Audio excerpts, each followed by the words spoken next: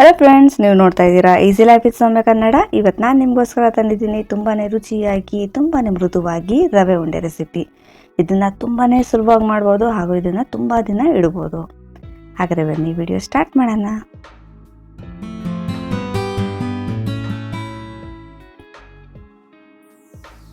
ಮೊದಲಿಗೆ 2 table spoon ತುಪ್ಪ ಬಿಸಿ ಮಾಡ್ಕೊತಾ ಇದ್ದೀನಿ. ಬರೀ 2 ಸ್ಪೂನ್ ತುಪ್ಪದಿಂದ ತುಂಬಾ ರುಚಿಯಾಗಿ ರವೆ ಉಂಡೆ ಮಾಡ್ಬೋದು. ಈಗ ತುಪ್ಪ ಬಿಸಿ ಆದಮೇಲೆ ಇದಕ್ಕೆ ದ್ರಾಕ್ಷಿ ಗೋಡಂಬಿ ಹಾಕೊಳ್ಳೋಣ.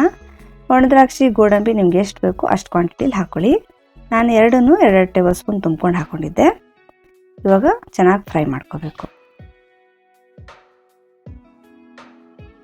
ಇವಾಗ ಇದು ಚೆನ್ನಾಗಿ ಫ್ರೈ ಆಗಿದೆ. ಈಗ ಇದನ್ನೇನು ಸಪ್ರೇಟಾಗಿ ತೆಗಿಯೋದು ಬೇಡ, ಇದಕ್ಕೇನೆ ರವೆ ಸೇರಿಸ್ಕೊಳ್ಳೋಣ. ಇಲ್ಲಿ 1.5 ಕಪ್ ರವೆ ಹಾಕೋತಾ ಇದ್ದೀನಿ. ನಾರ್ಮಲ್ ನಾವು ಉಪ್ಪಿಟ್ಟು ಮಾಡ್ತೀವಲ್ಲ ಆ ರವೆ ಇದು.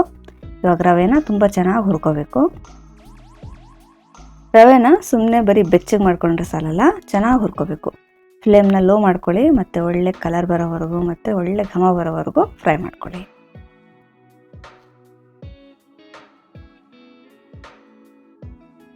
ನಾವು ಎಷ್ಟು ಚೆನ್ನಾಗಿ ಫ್ರೈ ಮಾಡ್ತೀವಿ ಅಷ್ಟು ಚೆನ್ನಾಗಿ ರವೆ ಉಂಡೆ ಬರುತ್ತೆ, ರುಚಿ ಅಷ್ಟೇ ಚೆನ್ನಾಗಿರುತ್ತೆ. ಇಲ್ಲಾಂದ್ರೆ ಒಂಥರ ಹಸಿ ಹಸಿ ವಾಸನೆ ಬರುತ್ತೆ.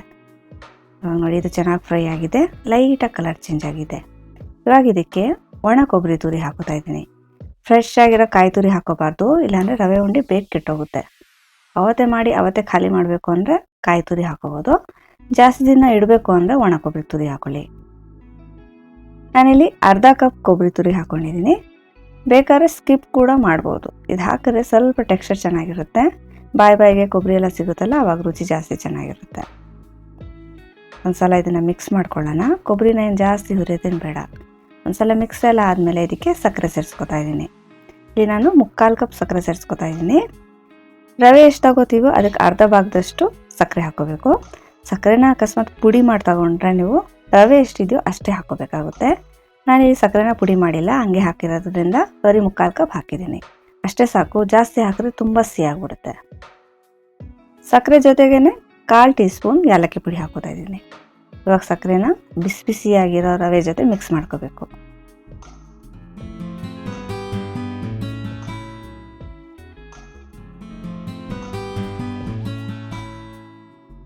ಇವಾಗ ಸಕ್ಕರೆ ಎಲ್ಲ ಚೆನ್ನಾಗಿ ಮಿಕ್ಸ್ ಆಗಿದೆ.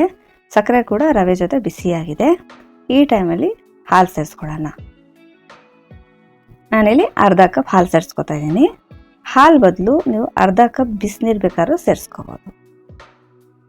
ಒಂದ್ಸಲ ಚೆನ್ನಾಗಿ ಮಿಕ್ಸ್ ಮಾಡ್ಕೊಳ್ಳೋಣ. ಈಗ ಬಿಸಿಗೇನೆ ಸಕ್ಕರೆ ಹಾಕಿದ್ದೀವಲ್ಲ, ಅದು ಮೆಲ್ಟ್ ಆಗಿಬಿಡುತ್ತೆ. ಸಕ್ಕರೆ ಎಲ್ಲ ಚೆನ್ನಾಗಿ ಮೆಲ್ಟ್ ಆಗಿದ ತಕ್ಷಣ ಇಳಿಸ್ಕೊಂಡ್ರೆ ಸಾಕು.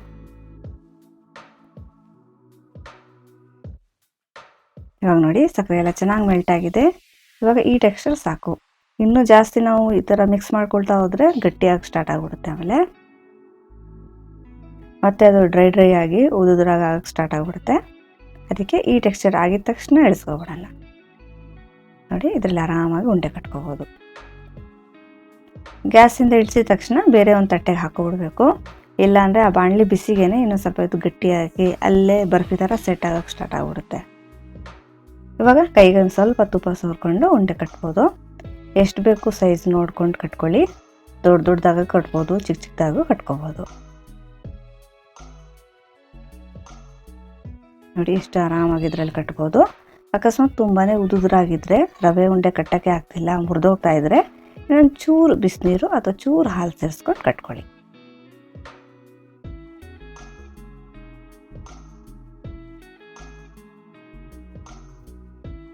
ಇದೇ ರೀತಿ ಎಲ್ಲ ಉಂಡೆನೂ ಕಟ್ಕೊಂಡಿದ್ದೀನಿ. ಬರೀ 1.5 ಕಪ್ ರವೆಲಿ ನೋಡಿ ಎಷ್ಟೊಂದು ರವೆ ಉಂಡೆ ಆಗಿದೆ. ಇದನ್ನು ತುಂಬ ದಿನ ಕೂಡ ಇಡ್ಬೋದು, ಏನೂ ಕೆಡಲ್ಲ.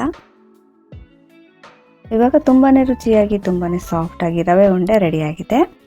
ಇವತ್ತಿನ ವಿಡಿಯೋ ನಿಮ್ಗೆ ಇಷ್ಟ ಆದರೆ ಪ್ಲೀಸ್ ನನ್ನ ಚಾನಲ್ನ ಸಬ್ಸ್ಕ್ರೈಬ್ ಮಾಡ್ಕೊಳ್ಳಿ, ವಿಡಿಯೋನ ಲೈಕ್ ಮಾಡಿ. Thank you for watching.